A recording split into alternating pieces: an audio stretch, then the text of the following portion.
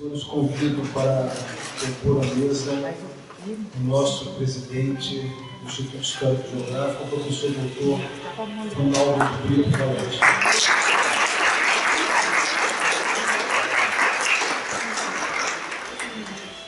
Convido para compor a mesa a acadêmica, a professora doutora Lívia Menezes, que é a oradora e madrinha dos hippossantos hoje. Por favor, professora.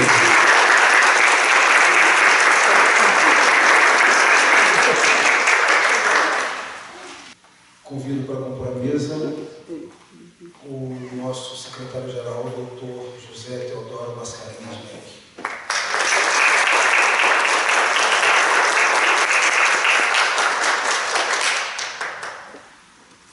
E agora, palmas especiais para os hippossantos, por favor, à mesa. A professora doutora Leia Maria Carreira Yamashita.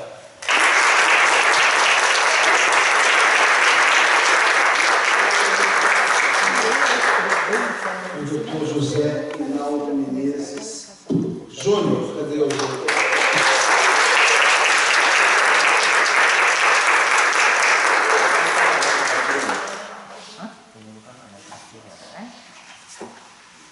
Senhores, todos de pé para o hino nacional.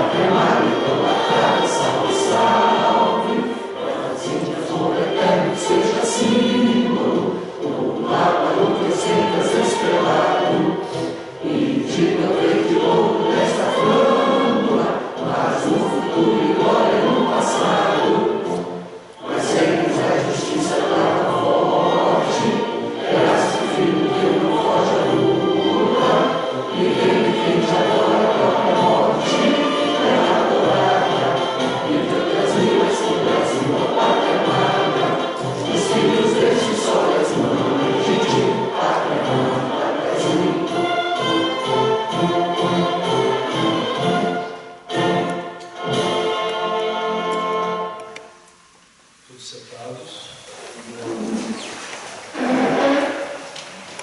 Agora com a palavra o nosso presidente do Instituto Histórico e Geográfico, o professor Manuel Poletti, para a abertura dessa cerimônia, dessa sessão magna. Minha saudação, em primeiro lugar, a todos os ilustres visitantes que nos honram com a sua presença. Quero saudar também os acadêmicos, os institutos socioacadêmicos aqui presentes, aos professores, também alguns que são professores do Instituto. As solenidades de posse no Instituto constituem momentos relevantes em função do valor dos empossandos, as saudações, as referências aos patronos do Instituto.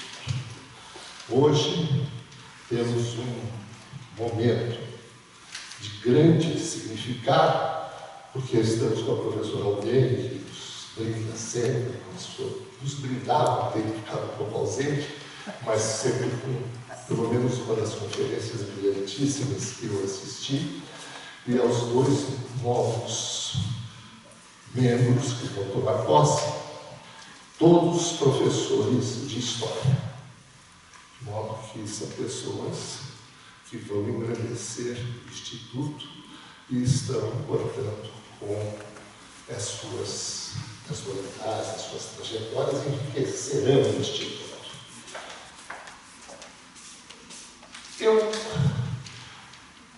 me atrevo a dizer rapidamente algumas coisas, porque eu não sou historiador, mas o Instituto tem feito algumas lives por comemoração do bicentenário da Independência, tem feito um café histórico e geográfico às segundas-feiras com algumas participações.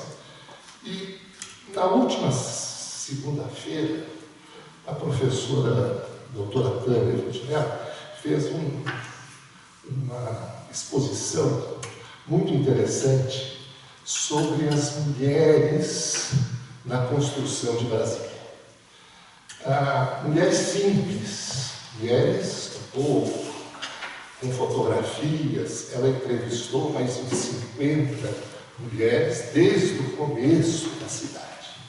E nessa exposição se verificou, ao lado da heroicidade dessas mulheres, de todos pessoas muito simples, muito humildes, das diversas profissões, mas ao mesmo tempo se mostrou a situação de penúria com que essas pessoas vieram para cá e aqui trabalhar.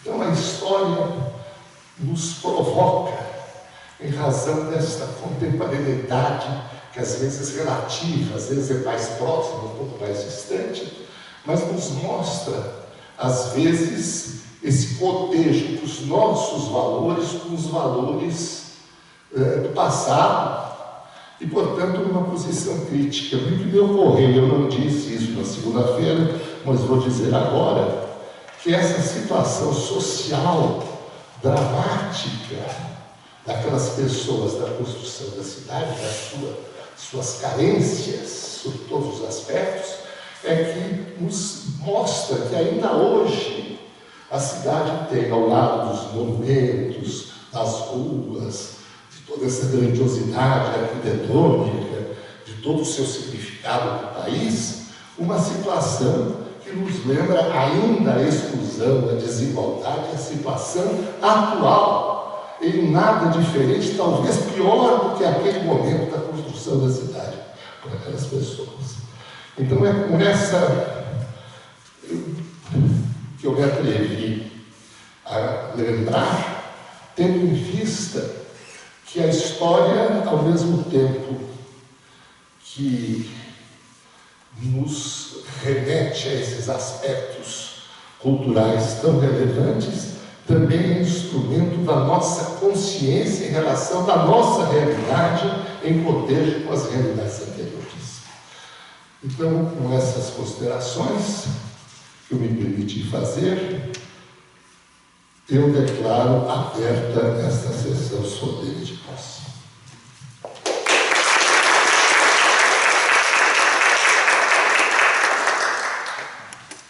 Senhoras e senhores, em nome do presidente de todo o corpo de acadêmicos do Instituto, gostaria de cumprimentar a todos os presentes, familiares, citando, se o senhor me permite, em especial, a dona Raulinda Yamashita. Por favor, de pé, dona Raulinda.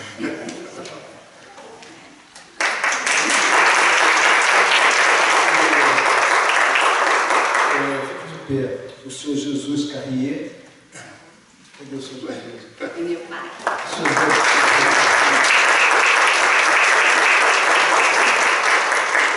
E o marido da professora Leia, o Edson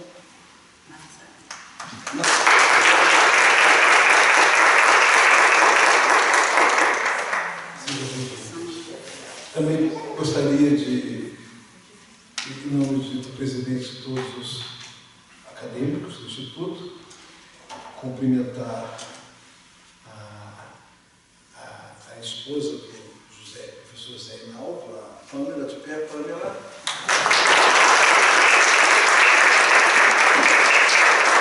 E Fernanda e Helena, de pé, Fernanda e Helena.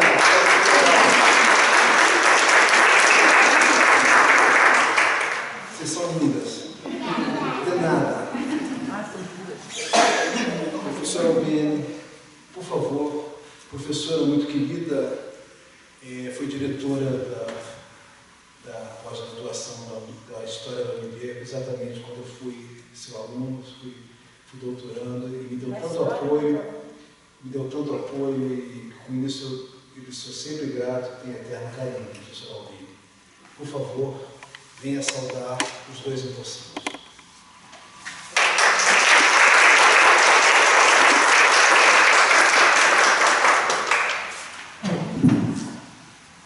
Obrigada.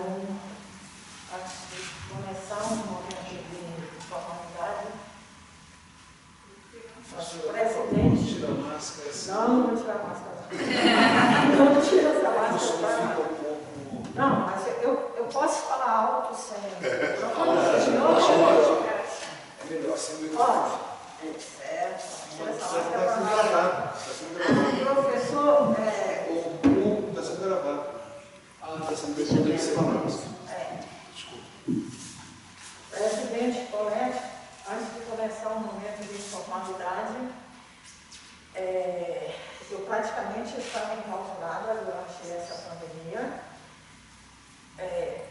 exceto as saídas para dar as aulas presenciais, agora que começou o semestre presencial na UNB. Praticamente essa é a primeira vez que eu venho a participar de uma cerimônia, digamos assim, pública, inclusive sentindo muita falta do Instituto. Alguns queridos amigos tomaram posse recentemente, me convidaram, até de uma forma particular, e eu apresentei minhas desculpas, devido ao trauma que a pandemia deixou na minha família, como aí com todas as precauções. Então é isso, lentamente estarei de volta e à disposição de fazer outras palestras. Bom, apresentando os nossos queridos colegas, agora oficialmente, excelentíssimo senhor presidente do Instituto Histórico e Geográfico do Distrito Federal, doutor Ronaldo Coletti, o secretário-geral, José Teodoro Munk, são pessoas conhecidas de longa data, senhoras e senhores membros do Instituto Histórico e Geográfico, familiares, convidados, excelências e todos e todas presentes, meus cordiais cumprimentos. Gostaria de expressar, inicialmente, que é um prazer e uma honra ter esta oportunidade que me proporciona fazer a saudação aos novos membros desta casa, professora doutora Léa Maria Carreira Machita e professor doutor José Reinaldo Chaves Júnior. Primeiramente, saúdo vivamente a nova confreira e ao novo confrade Léa e José Reinaldo. Em breves palavras, gostaria de apresentar a todas e a todos vocês, os caríssimos colegas. Léa Maria Carraia Machita realizou toda a sua formação de historiadora na Universidade de Brasília, onde graduou-se, fez mestrado e doutorado, né, no seu departamento de História e no seu programa de pós-graduação em História da UNB. E desde 2014, professora concursada, atuando na área de História do Brasil e República, nesta mesma universidade. É membro da Associação Nacional de História, da ANCUL, e tem toda uma trajetória, além da UNB, né, como profissional da área de História. Parceira de muitas jornadas, bancas, simpósios temáticos e publicações, das quais gostaria de destacar o livro por ela organizado, Nação e Modernidade no Brasil Republicano, Narrativas Plurais, publicada em 2017. O professor José Reinaldo Chaves Júnior graduou-se em História pela Universidade Federal da Paraíba e fez mestrado e doutorado pela Universidade Federal Fluminense. Desde 2018 é professor concursado da UNB, lotado no Departamento de História, do qual já foi chefe, e atua na área de História do Brasil e Colônia. Pesquisador do Núcleo de Estudos Amazônico, NEAS, do Centro de Estudos Avançados Multidisciplinares da UNB e do Laboratório de História Social, LHS, da UNB. Também é pesquisador do Grupo de Pesquisa Vilas Indígenas Pombalinas, GIP, cadastrado no CNPq. O professor da Universidade Federal do Sul e do Sudeste do Pará e professor assistente da Universidade Federal do Amapá. Os novos membros do Instituto Histórico e Geográfico do Distrito Federal certamente virão somar junto ao seu quadro de membros e contribuir para a efetivação de suas finalidades previstas no seu estatuto. E desse modo, reiteradamente, gostaria de expressar à professora Léa e ao professor José Reinaldo: sintam-se fraternalmente acolhidos nesta casa, que tem como um de seus compromissos, previsto em seu estatuto, artigo 2º, parágrafo 6º, comemorar datas e rememorar fatos históricos. Assim sendo, peço licença para discorrer um pouco sobre a coincidência desta cerimônia ocorrer na data deste 11 de agosto, quando parte da sociedade brasileira está mobilizada pelo manifesto em defesa da democracia e do processo eleitoral brasileiro. As tratativas da admissão dos caríssimos colegas teve início antes da pandemia SARS-CoV-2, ainda em curso. No caso da professora Léa, a posse chegou a ser marcada, mas suspensa devido à situação de emergência sanitária.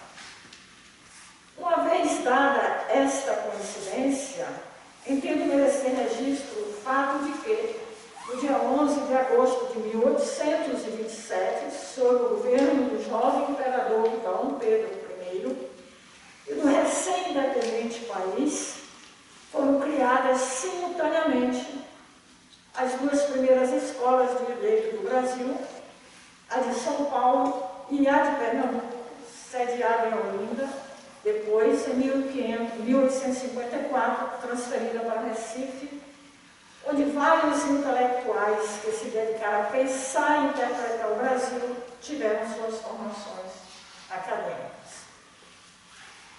Igualmente, julgo importante citar que neste ano de 2022 celebra-se a efeméride do bicentenário da independência do Brasil, que, como reporta uma obra do confrade José Inaldo Chaves Júnior, recém-lançada este ano, tem várias faces. Uma delas, o 7 de setembro de 1822, uma outra, a Guerra pela Independência, que tem o 2 de julho de 1823, um dos seus mais simbólicos acontecimentos, a data da independência da Bahia. Nesta altura, fazendo jus ao aludido artigo do Estatuto do Instituto Histórico Geográfico do DF, assim como dos preceitos do Instituto Histórico Geográfico Brasileiro, a associação máter da nossa casa, da qual ela é congênere, qual seja o de atuar nos terrenos cultural e cívico. Saúdo, então, civicamente a efeméride do bicentenário da independência pátria com as seguintes estrofes. Primeiramente, toma-se emprestado do hino da independência do Brasil, escrito por Evaristo da Veiga e musicado por Dom Pedro I, a seguinte passagem. Não tem mais ímpias falanges, não tem mais, que apresentam face hostil. Vossos peitos, vossos braços são muralhas do Brasil. E da letra do hino ao 2 de julho, Independência da Bahia, escrita por Ladislau dos Santos de Tara. Nunca mais o despotismo regerá nossas ações. Com tiranos não combino brasileiros corações. Gostaria ainda de consignar uma reflexão do historiador Manuel Salgado Guimarães, que em seu texto Nação e Civilização nos Trópicos, o Instituto Histórico e o Projeto de uma História Nacional, de 1988, escreveu o seguinte, abre aspas, a leitura da história empreendida pelo IGHB está assim marcada por um duplo projeto, dar conta de uma gênese de nação brasileira, inserindo-a, contudo, numa tradição de civilização e progresso, ideias tão caras ao iluminismo. A nação, os retratos o Instituto se propõe traçar, deve, portanto, surgir como o desdobramento nos trópicos de uma civilização branca e europeia. Tarefa, sem dúvida, a exigir esforços imensos, devido à realidade social brasileira, muito diversa daquela que se tem como modelo. Esse paradigma ainda está posto em relação, fecha aspas, né? Esse paradigma ainda está posto em relação ao papel e lugar dos indígenas, por exemplo, na história do Brasil. Como nos lembra João Pacheco de Oliveira, no texto O Nascimento do Brasil, revisão de um paradigma historiográfico de 2010, onde ele postula, abre aspas, a história do Brasil, como é habitualmente contada, torna inteiramente inviável pretender compreender a importância dos indígenas na fundação da colônia, bem como na construção da nacionalidade. Sem que se exerça sobre ela uma crítica radical, apontando sua ineficácia enquanto instrumento descritivo e analítico, explicitando os pressupostos políticos e ideológicos em que se assenta, Rompendo com o paradigma historiográfico existente, é impossível compreender os processos atuais de mobilização política, como nos lembrou ainda há pouco o nosso prezado presidente, Dr. Paulette. Reelaboração cultural e demarcação identitária pela qual passam as populações indígenas do Nordeste, área onde começou a colonização do país.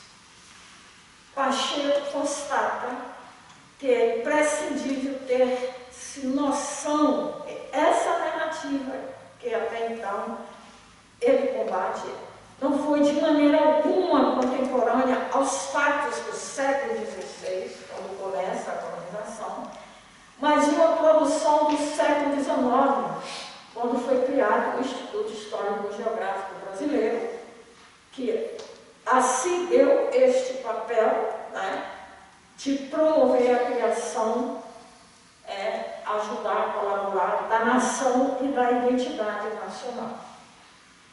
E não do universo renascentista, né, ou do modo colonial, mas do evolucionismo científico e, no Brasil, sobretudo, do Segundo Império.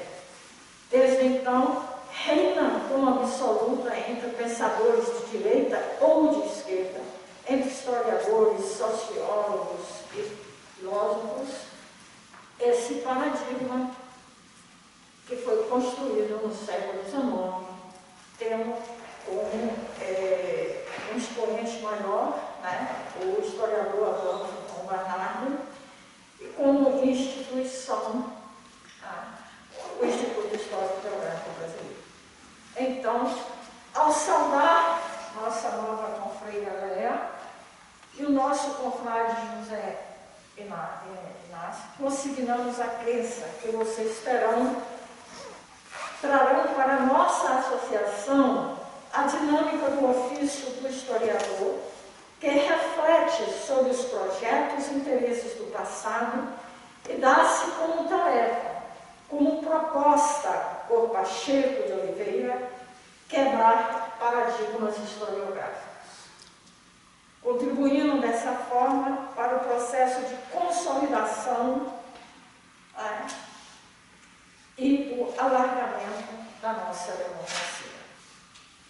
Finalizando, neste ano de celebração da efeméride do bicentenário da independência do Brasil, sintam-se todas e todos cordialmente abraçados.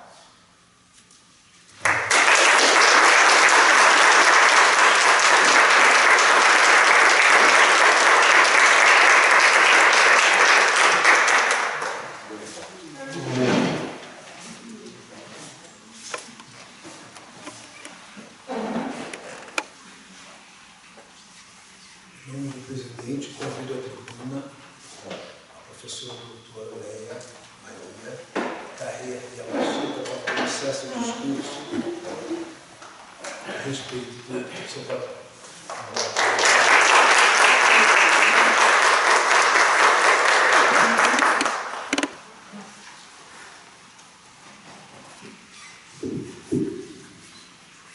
Senhoras e senhores, boa noite. Primeiramente, eu vou cumprimentar a mesa. Então, primeiro ao presidente do Instituto Histórico Geográfico, acadêmico, Dr. Ronaldo Paulette, muito grata. Depois o secretário-geral do Instituto Histórico, acadêmico, Dr. José Teodoro Menck, muito obrigada. Depois a oradora oficial da noite, a minha madrinha, a acadêmica, querida professora doutora Aldenir Menezes Queimi, muito obrigada. Ao me passando, o professor doutor José Reinaldo Chaves Jana, muito obrigada. E a todos os senhores e senhoras, aos amigos, aos colegas e aos professores, agradeço muito a generosidade pela presença de todos, por terem nos prestigiar. Bom, é uma honra participar dessa cerimônia e tomar posse como membro integrante desta casa que cultiva a cultura, o saber e a ciência, apresentada aqui foi pela professora doutora Albeni Menezes Cremia, que muito agradeço. Referencio em memória ao intelectual que me antecedeu na posse da cadeira de número 65, o professor e procurador Fidelis Paulo Damião, falecido em fevereiro de 2017. Natural da cidade de São Fidélis, Rio de Janeiro, Fidelis Damião possui formação musical e bacharelado em ciências jurídicas. Exerceu o magistério superior na área de direito tributário. Foi servidor público no antigo estado da Guanabara, procurador da Fazenda Nacional, assessor legislativo da Câmara dos Deputados e procurador do Ministério Público. Expressando sua paixão pela música, Fidelis Damião deixou um expressivo número de composições musicais, como sonata para piano, rapsódias brasileiras, poema sinfônico dedicado aos 50 anos de Brasília e muitos arranjos. A ele, nossa respeitosa consideração. Muito honrou-me saber que ocuparei a cadeira cujo patrono é Sérgio Buarque de Holanda. Veio-me à mente uma memória afetiva, porque o primeiro contato com a obra do grande historiador foi por meio de um livro didático da quinta série, de sua autoria, chamado História do Brasil. Lembrei-me que aos 11 anos fiquei fascinada ao saber que teria uma professora de História com formação na área e que nos disse: este livro no qual vamos estudar é de um grande historiador e profundo estudioso da história do Brasil. Foi quando começou minha admiração por Sérgio Buarque de Holanda, um dos principais intelectuais brasileiros do século XX, que cultivou grande erudição em ciências humanas, literatura e artes. Foi um diligente pesquisador de arquivo, um pensador ousado e original. Atuou no debate político nacional, coetâneo aos seus 80 anos de vida, de 1902 a 1982. Foi signatário da Declaração de Princípios contra a Ditadura Varguista, em 1945. Fundou a Esquerda Democrática, denominação assumida por um grupo de intelectuais e políticos de tendências predominantemente socialistas, que se reuniram nos primeiros meses de 1945 para consolidar a oposição comum à ditadura do Estado Novo. Aposentou-se no magistério da USP em 1968, em solidariedade aos professores aposentados compulsoriamente pelo AI-5. Em 1980, inscreveu-se como membro fundador do Partido dos Trabalhadores. Dirigiu o Museu Paulista de 1946 a 1952. Recebeu o Prêmio Intelectual do Ano de 1979 com o troféu Gilda Pátria e o Prêmio Jabuti na categoria Ensaios. Foi professor universitário na Escola de Sociologia e Política de São Paulo de 1947 a 1965. Assumiu a cátedra de História da Civilização Brasileira na USP em 1958. De 1960 a 72, planejou e dirigiu a coleção História Geral da Civilização Brasileira, obra referência de nossa historiografia, da qual publicou 2 volumes dedicados ao Brasil colonial e um volume sobre a transição do Império à República.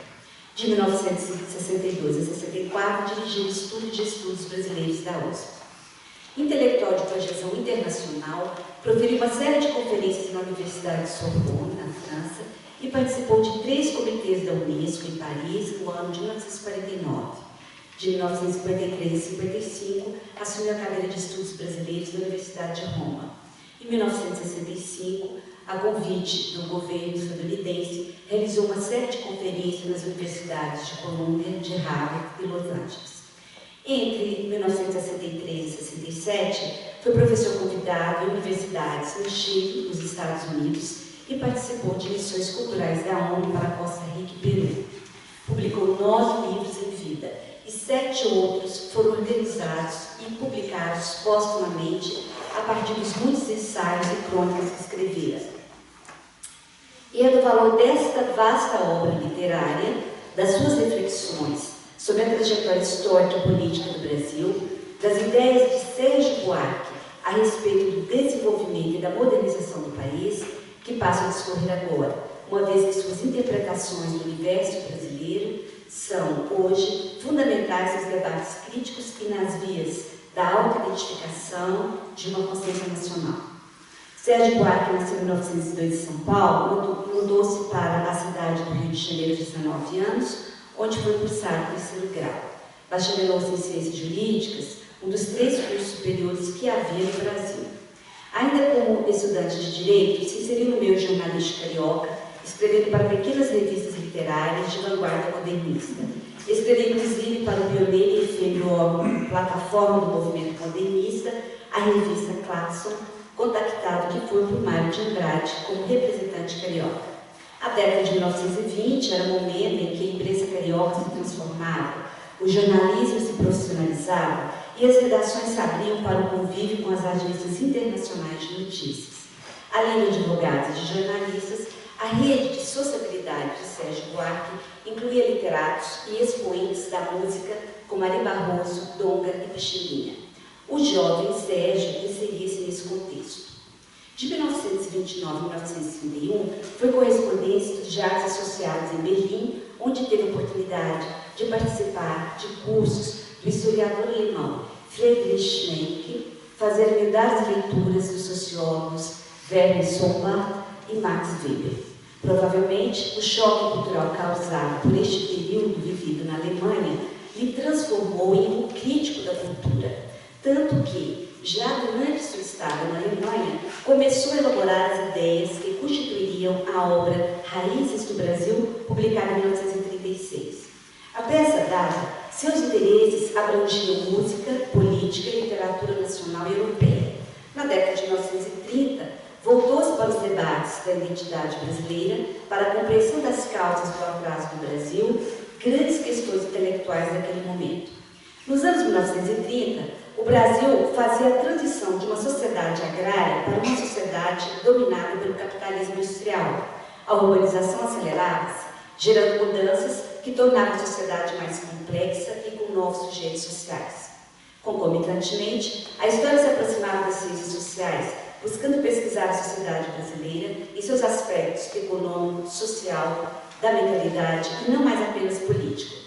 Se na década de 1930 a sociedade brasileira continuava profundamente desigual e excludente, as interpretações sobre as causas desse atraso e dessa desigualdade sofreram mudanças. O pensamento intelectual, em grande medida, passou a não mais apoiar a exclusão, nem as teorias racistas de inferioridade de negros, índios e mestiços. Pelo contrário, passou a defender os direitos da cidadania para todos, se é que o Brasil quisesse ter um futuro promissor. O país precisava ser reinterpretado, reconquistado, reconstruído pelos próprios brasileiros. Sérgio Buarque é um dos pensadores nacionais que buscaram redescobrir o Brasil, reconstruí-lo, pensá-lo, não mais pela ótica da raça, mas da cultura. E Raízes do Brasil é obra exemplar desse gênero. Trata-se de uma análise histórico-sociológica do Brasil, orientada pelo pensamento alemão moderno, que ressalta a especificidade temporal de cada realidade histórica. Sérgio Buarque não buscou por leis históricas, orientou-se pela sociologia compreensiva de Max Weber para compreender as singularidades do Brasil. As raízes de que ele fala na obra aludem aos princípios formadores da sociedade brasileira, cuja reconstrução histórica abriu caminho para repensar nossa formação. As referências às raízes assumem um tom de crítica, abre aspas, vivemos uma cultura que não é cultivo, mas implante, fecha aspas. Buarque constatava a dificuldade de construirmos nossa identidade, uma vez que os brasileiros não se representavam com seus próprios termos, ou seja, vivíamos nos trópicos sem uma cultura adequada à nossa realidade social. Participávamos da cultura de um outro lugar. Pergunta então Buarque, como podemos fazer projetos para o futuro sem estarmos sintonizados com o nosso tempo histórico específico, com o nosso passado, com o nosso presente? Para inventar o futuro é preciso saber quem somos, gostar do que somos, reconhecer nossas raízes ibéricas e as particularidades da herança portuguesa. E assim, na procura de reencontrar a nossa história, concluiu que éramos neoportugueses e que nossas raízes ibéricas é que nos impediam de ser uma nação moderna, racional na administração, na produção econômica e nas relações sociais. Esse Brasil português foi considerado por ele como aventureiro, que tem o patriarcado como modelo moral de poder, de obediência e de coesão social. Nele, a força da família rural obstaculizava a construção de Estado moderno, pois no Estado patrimonial neoportuguês, a gestão pública é assunto de interesse privado das famílias. A hipertrofia da família patriarcal, dilatada por escravos agregados, crescia à sombra de poderes públicos pífios. Nesse emaranhado de questionamentos, Sérgio Buarque entreviu o conceito de homem cordial.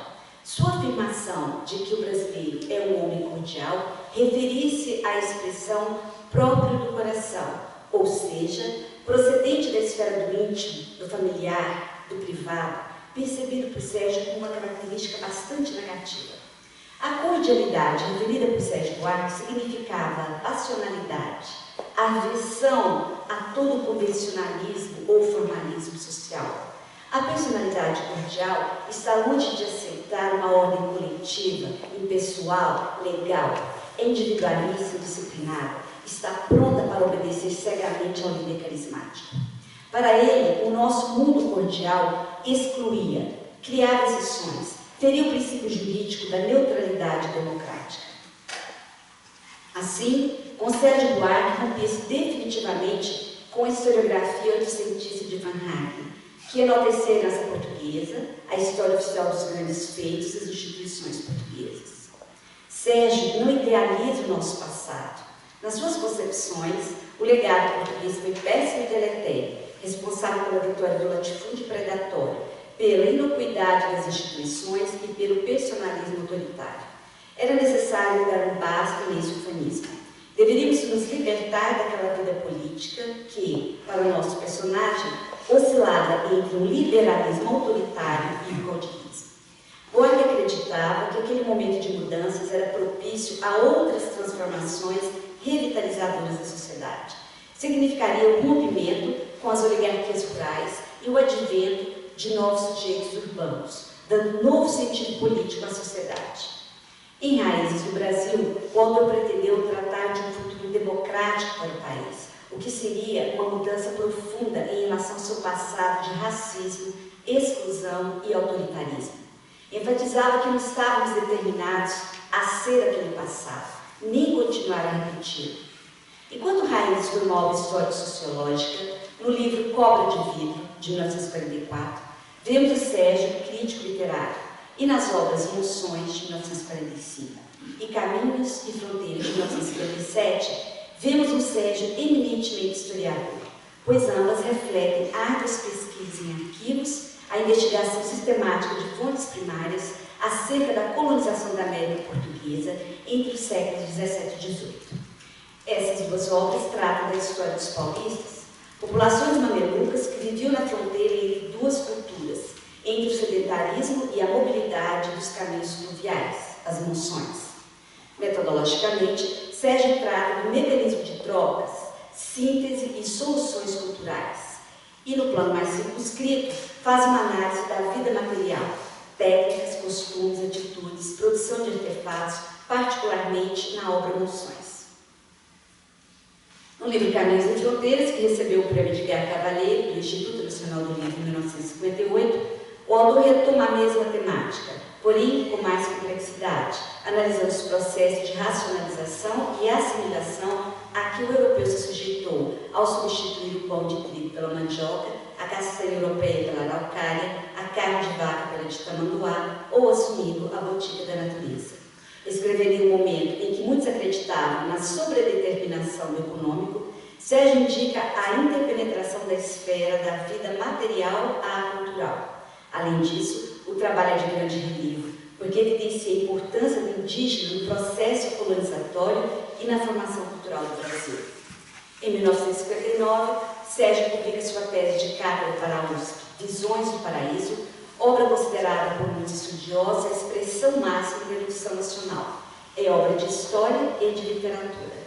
Nela, o autor analisa aspectos do imaginário europeu à época da conquista do continente americano. Contrapõe aos prismas laicos e racionais da Renascença as interpretações medievais, os motivos edênicos, a busca pelo paraíso imperial, ainda presentes naquela temporalidade, como que um reencantamento do Renascimento. Explora o que de maravilhoso que havia na mentalidade dos exploradores europeus. O reino mineral é construído por Sérgio de forma idealizada. Segundo ele, para seduzir os colonizadores, Além dos fins utilitários, havia a atração pelo maravilhoso, jardins deliciosos, rios transbordantes de gemas preciosas, cristais luzidios, fantásticas lagoas e cavernas, tópicos constituintes da historiografia e poética românticas, cenários que ativaram a fantasia aventurosa, os mistérios e os mitos. Ao apresentar algumas das obras de Sérgio Buarque de Holanda nessa fala, pretendemos evidenciar por que ele se inclui entre os clássicos do pensamento social brasileiro, o que significa dizer que sua interpretação sobre o processo histórico do Brasil se tornou matriz para a reflexão intelectual, que contribuiu para a autoidentificação, autolocalização e autorrepresentação dos brasileiros. Tomando o patrono de nossa cadeira como inspiração, também buscamos em nossas pesquisas científicas e no magistério demonstrar as construções sociais que naturaliza a desigualdade social do Brasil. Nossa desigualdade não é fruto da natureza, mas da cultura, de uma cultura política autoritária, que ainda persiste em hierarquizar a sociedade em cidadãos de primeira e de segunda grandeza.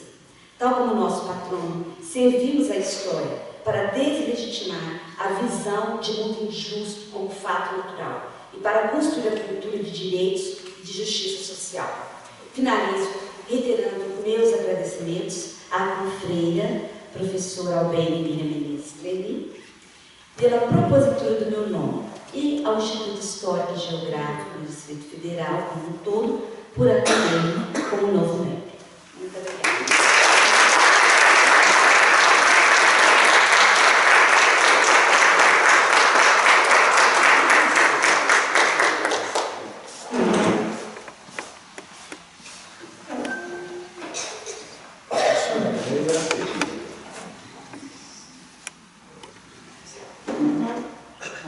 Certamente o presidente Poletti simpatizou muito com o seu currículo para me conceder, para me conferir.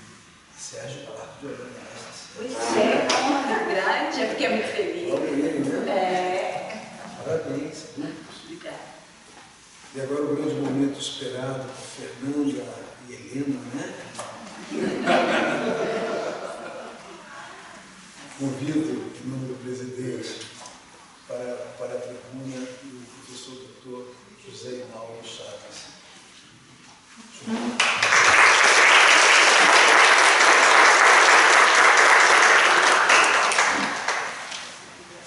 Muito obrigado.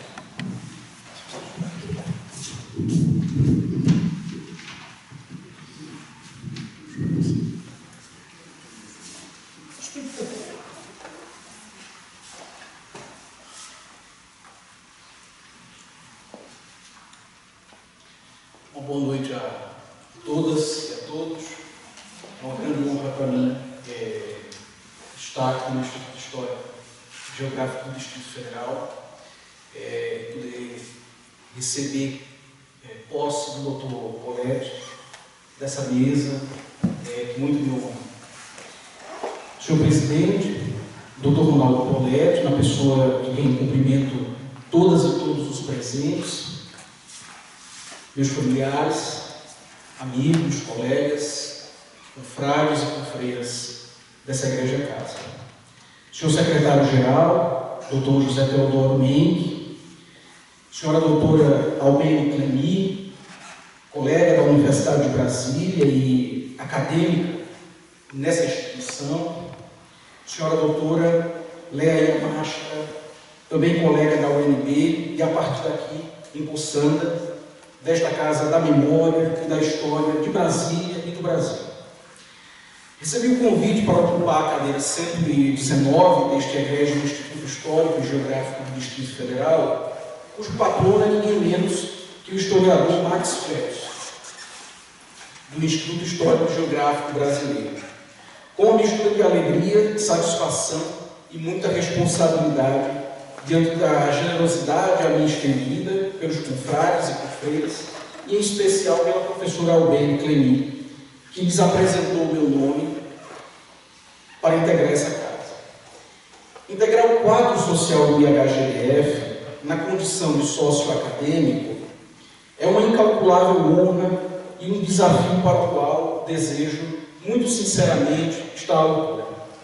Aliás, não poderia estar mais bem acompanhado nesse mistério, pois além da parceria intelectual dos eminentes e das eminentes confrades e confreiras, com a qual certamente contarei, grande inspiração também virá do patrono desta cadeira, que passo a ocupar, o secretário perpétuo do IHGB e um dos mais proeminentes e fecundos historiadores brasileiros da primeira metade do século XX, Dr. Max Fleus. Nosso patrono nasceu em 2 de outubro de 1868, no Rio de Janeiro, e faleceu em 31 de janeiro de 1943, aos 75 anos, depois de uma vida de grandes contribuições às letras e à cultura do país, sendo por isso mesmo fortemente homenageado e reconhecido já em vida. Fleus estudou na Faculdade de Direito do Rio de Janeiro e foi professor da Escola Leonardo da Vinci e do prestigiado Ginásio São Bento, na antiga capital do país. A Universidade de La Plata, na Argentina, lhe conferiu o título de doutor honoris causa, sendo seguida nesta mesma honraria dada pela Academia de Ciências de Munique, na Alemanha. Fleus foi membro de inúmeras agremiações científicas na América e na Europa e sócio correspondente de todos os institutos históricos e geográficos do Brasil em sua época. Ingressou para os quadros do IHGB em agosto de 1900 e já em 1907 foi declarado seu secretário perpétuo por reconhecimento de seu compromisso e lealdade institucionais e principalmente pelo sólido trabalho em prol da historiografia brasileira de seu tempo, formada por uma incrível geração da qual fizeram parte nomes como João Capistrano de Abreu e José Maria da Silva Paranhos, o barão do Rio Branco e presidente do IHGB. Tendo como lastro a trajetória tão vasta e significativa de Max Fleus, não poderia deixar de conferir a este panegírico, oferecido ao patrono da cadeira número 119 do IHGBF, o caráter de uma breve reflexão sobre a obra deste historiador e o mundo em que ele viveu. Em 1905, quando era presidente do IHGB e conde de Afonso Celso, como primeiro secretário daquele grêmio, Fleus atuou diretamente na negociação que resultou na repatriação dos ataúdes do imperador e da imperatriz do Brasil, Dom Pedro II e Dona Teresa Cristina. Ele também foi peça-chave na preparação e execução do primeiro Congresso de História da América, promovido no Rio de Janeiro, entre 7 e 15 de setembro de 1922, em razão das celebrações do centenário da independência do Brasil. Neste momento, os usos do passado conferiram àquela efeméride um conjunto variado e controvertido de sentidos, algo comum nos atos humanos de lembrar, esquecer e contar a história. E Fleus não se esquivou de pensar historicamente aquela data, como dá conta a publicação de seu mais importante livro, na minha modesta opinião, História Administrativa do Brasil, naquele ano de 1922. A historiadora Lúcia Pascoal conta-nos que durante o primeiro Congresso de História da América, de 22, que reuniu delegações de cientistas e diplomatas dos principais países do mundo, incluindo nossos vizinhos latino-americanos e novas potências no acervo internacional, como os Estados Unidos da América, pensar historicamente a formação dos estados e nações independentes do continente americano foi o objetivo percebido e estimulado pelo secretário perpétuo, demonstrando seu original esforço de construção de uma história comparada, bem ao estilo do pan-americanismo que se consolidava naquele período, e que no Brasil inspirava-se especialmente no Barão do Rio Branco. Em uma época de grande efervescência política e cultural, marcada por rupturas relativas com o passado colonial e imperial, como o fim da escravidão, e por mudanças recentes na forma de governo e de Estado e no próprio regime político do país, Max Fleus foi um historiador conectado com as questões de seu tempo. E por meio de uma extensa obra, que contou com mais de 50 títulos, refletiu sobre a história do Brasil e sobre os impasses que a cercavam. Vivia-se, como disse José Murilo de Carvalho e Margarida de Souza Neves, o processo de invenção republicana, marcada pelas expectativas, pelas tensões e contradições em torno da criação dos novos espaços da cidadania, da participação política e do exercício do poder. Tudo isso sob forte influência das heterogêneas culturas políticas modernistas. Na primeira edição de sua História Administrativa do Brasil, publicada, como dito, em 22, teceram comentários elogiosos ao rigor histórico e à atualidade da obra, gente do porte de Clóvis Bevilacqua, Augusto Tavares de Lira e Oliveira Viana. Dividida em 7 partes que percorreram a história do Brasil, desde a fundação das primeiras capitanias até a República, com destaque para o complemento feito na segunda edição, a fim de documentar o governo de Epitácio Pessoa e a administração federal em 1925, Fleus contribuiu para a consolidação da periodização da história política do país, seguindo um caminho que remontava à historiografia metódica do século XIX. Todavia, não deixou de inovar ao escrever aquilo que chamaríamos hoje de uma história do tempo presente, inventariando, ao estilo da historiografia francesa de Langlois e Séguin-Lebeau, os principais ministérios e atos políticos da Primeira República. E não ficou apenas nisso. Em sua história política dos primeiros anos republicanos, enfatizou, por meio de fontes oficiais da época, o cenário tormentoso dos governos militares e a forte reação do parlamento e das elites civis quanto à possibilidade de uma nova ruptura institucional capaz de implantar uma ditadura positivista no país. Nas entrelinhas da competência historiográfica de Fleus, revelada na reunião desses documentos oficiais e na sua crítica das fontes, percebe-se que a história por ele contada não se conformava a um simples compêndio de datas, fatos e nomes, mas captava alguns dos avanços mais significativos do conhecimento histórico, já expressos também na obra de um contemporâneo seu, o irrequieto e pioneiro historiador cearense Capistrano de Abreu. Ao tratar longamente do período colonial, na primeira parte de sua História Administrativa, Fleus rompeu com a tradição historiográfica oitocentista de elogio à colonização portuguesa, tecendo duras críticas à desorganização político-administrativa e ao emaranhado institucional da América Lusa, antecipando dessa feita uma interpretação que se consolidaria anos depois em obras fundamentais do ensaísmo historiográfico brasileiro, como Raízes do Brasil, de 1936, do historiador Sérgio Buarque de Holanda, brilhantemente apresentado pela minha colega da UNB e agora confreira do IHGDF, professora Léa, e a formação do Brasil contemporâneo, de Caio Prado Júnior, de 1942.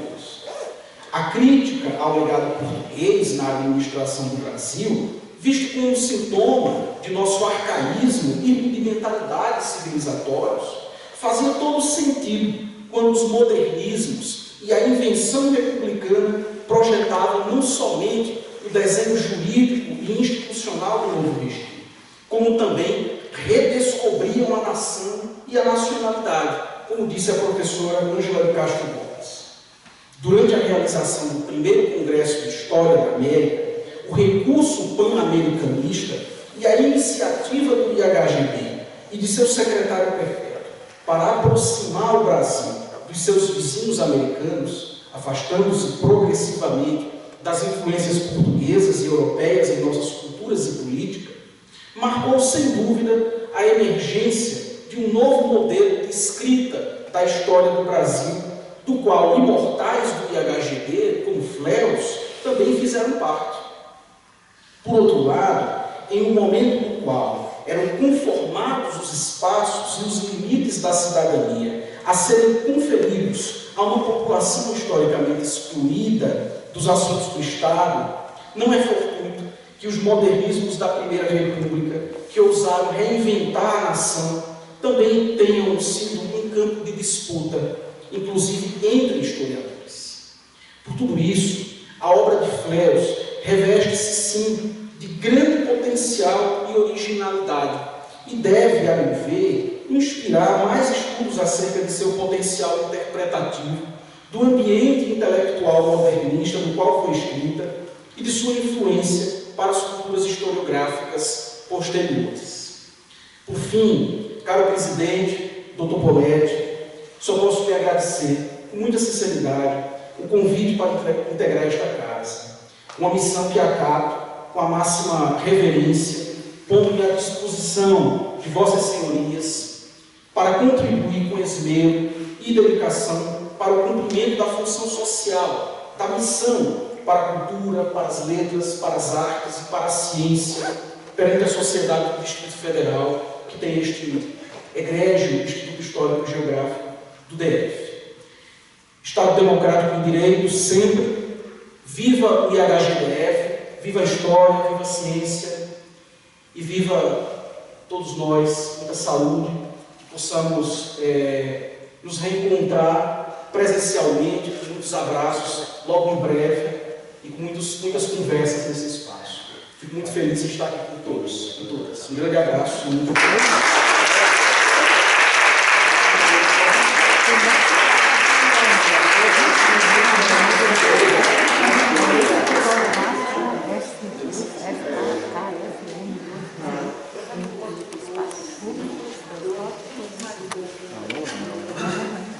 Agora estamos chegando no momento mais solene dessa cerimônia. Convido o professor Dr. José Teodoro Mascarenhas Menck, nosso secretário-geral, para a leitura do termo de posse.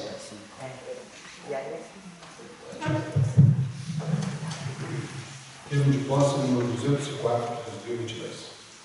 Incisão magna realizada no dia 11 de agosto de 2022, às 19 horas, tomaram posse como sócios acadêmicos do Instituto Histórico e Geográfico do Distrito Federal a senhora Leia Maria Carrer Machita, que ocupará a cadeira número 65, que tem como patrono Sérgio Buarque de Holanda, e o senhor José Hinaldo Chaves Júnior, que ocupará a cadeira número 119, que tem como patrono Max Freios.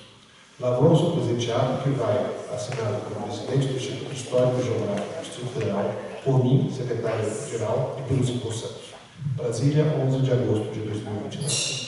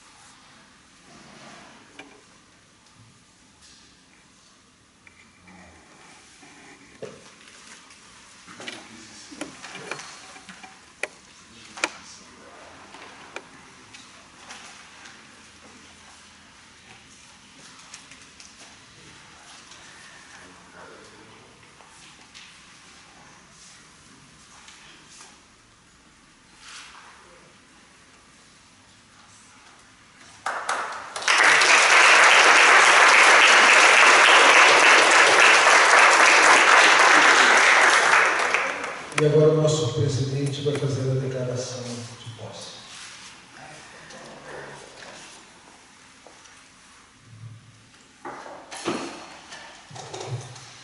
Declaro empossados como sócios acadêmicos do Instituto Histórico e Geográfico do Distrito Federal a senhora Leia Maria Carreira Yamashita e o senhor José Hinaldo Chaves Júnior, conferindo-lhes a plenitude dos direitos acadêmicos.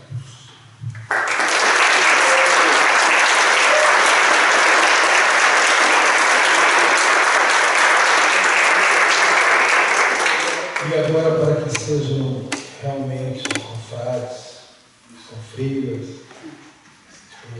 juramento.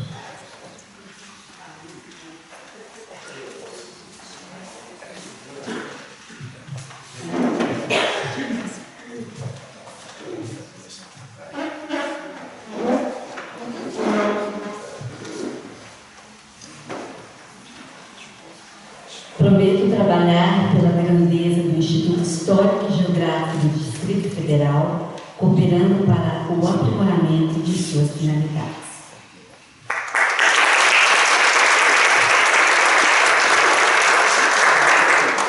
José Rinaldo, sua vez. Prometo trabalhar pela grandeza do Instituto Histórico e Geográfico do Distrito Federal, cooperando para o aprimoramento de suas finalidades.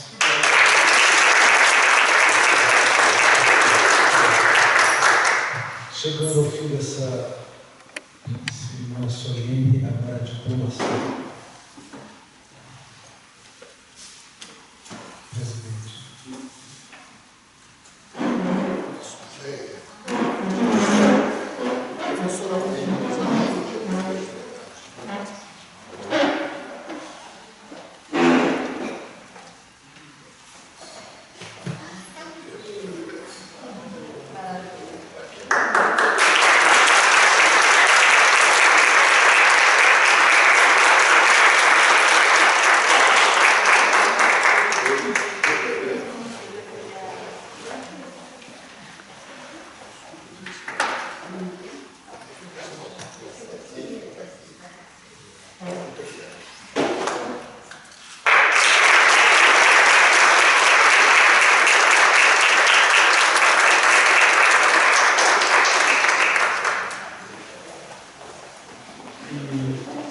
Parabéns.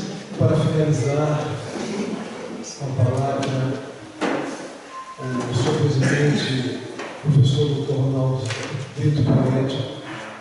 Bom, está sendo uma noite gloriosa para o Instituto. E depois das orações magníficas, o Instituto tem uma revista e eu espero que os textos sejam disponibilizados para serem publicados e todos honrar muito. Então, diante de tão magnífica sessão, eu não tenho nada a acrescentar, senão a coincidência do 11 de agosto, e que eu vou sair daqui mais tarde, e gostaria de reunir os antigos alunos da Faculdade de Direito lá de São Francisco, onde eu sou egresso. Eles de todas as gerações se reúnem hoje também para festejar uma data importante. Então, esta é uma feliz coincidência que está à altura do significado para a história e para as letras brasileiras, a fundação dos cursos jurídicos. Certamente, eu não sei se alguém de Pernambuco que é da faculdade. Lá de Recife sempre há esta, não é rivalidade, parece que a Juliana começou a funcionar um pouco antes, que é o que se sustenta. De qualquer forma, muito obrigado a todos, boa noite, foi uma noite extraordinária.